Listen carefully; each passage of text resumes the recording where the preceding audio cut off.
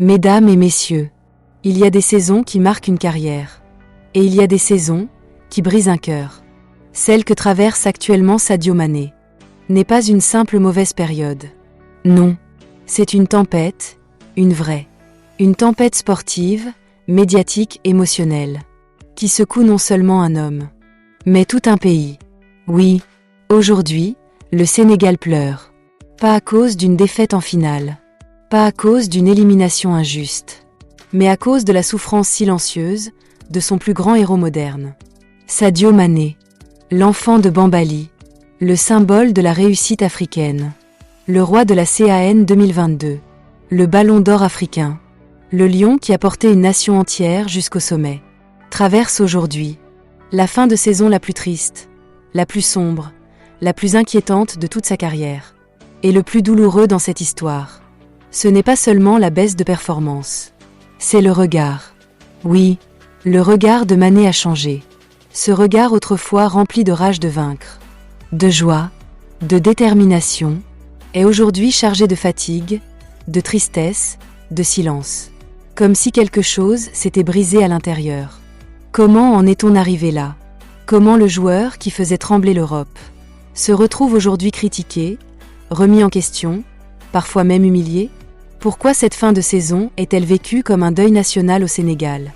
Et surtout, assiste-t-on à la chute d'une légende ou au début d'une renaissance? Restez concentrés, parce que ce que vous allez découvrir va vous bouleverser. Retrouve-moi tout juste après le générique pour avoir plus de détails sur cette nouvelle spéculation qui fait parler tout le Sénégal.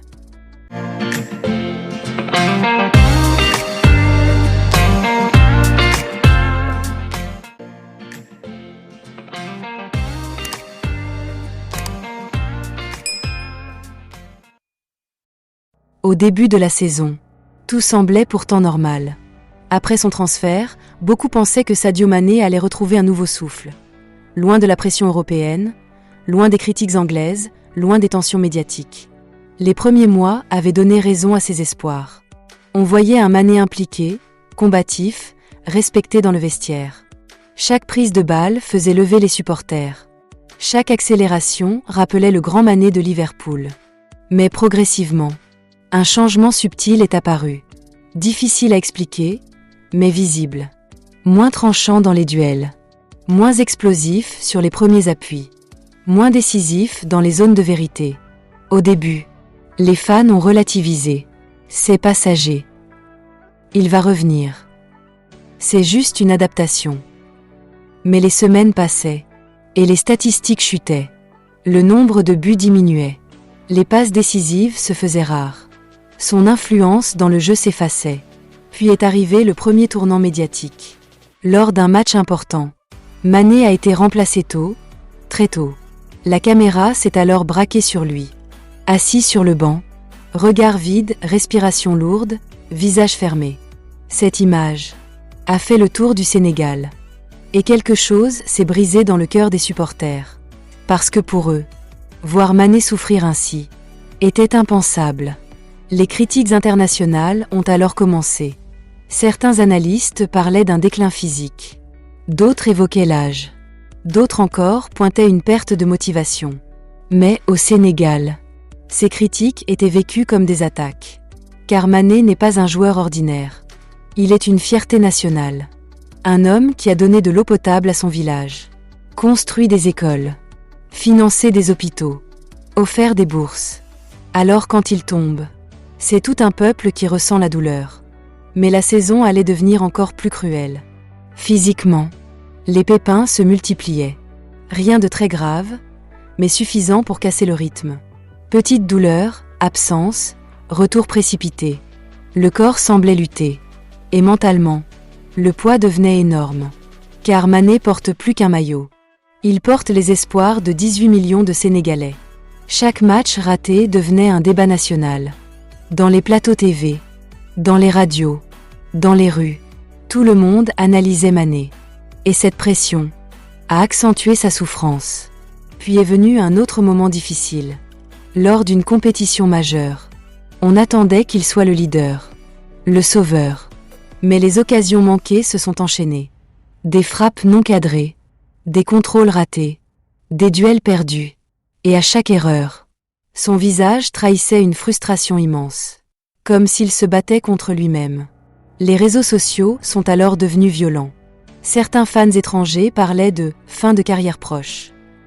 Des mots durs, injustes, mais viraux. Au Sénégal, ces critiques ont provoqué tristesse et colère. Car pour eux, on ne critique pas une légende vivante. On la protège, on la soutient, on l'encourage. Et c'est ce qui s'est passé. Des campagnes de soutien ont vu le jour. Des vidéos d'encouragement, des montages hommages, des messages de prière. Parce que pour beaucoup, Mané traverse plus qu'une mauvaise saison. Il traverse une épreuve humaine. Fatigue mentale, pression accumulée, responsabilités énormes. Même les lions les plus forts finissent par vaciller. Mais ce qui rend cette fin de saison si triste, c'est le contraste. Le contraste entre le Mané d'hier et celui d'aujourd'hui. Hier, il terrorisait les défenses du Bayern, de City, du Real. Aujourd'hui, il lutte pour retrouver son efficacité. Hier, il décidait des finales. Aujourd'hui, il doute sur des actions simples. Et cette réalité fait pleurer le Sénégal. Parce que derrière le footballeur, il y a l'homme. Un homme fatigué, un homme sous pression, un homme qui a peut-être trop donné, trop tôt, trop longtemps. Mais malgré tout, l'amour du peuple reste intact. Dans les mosquées, dans les maisons, dans les terrains de quartier, on prie pour Mané. Oui, on prie pour qu'il retrouve sa force, son sourire, sa rage. Parce que pour le Sénégal, perdre Mané au sommet serait plus qu'une fin sportive. Ce serait la fin d'une époque. Mais l'histoire du football nous a appris une chose. Les légendes tombent pour mieux se relever. Et au fond de cette triste fin de saison, beaucoup espèrent une renaissance. Un dernier rugissement. Un dernier chapitre glorieux. Parce qu'un lion, même blessé, reste un lion.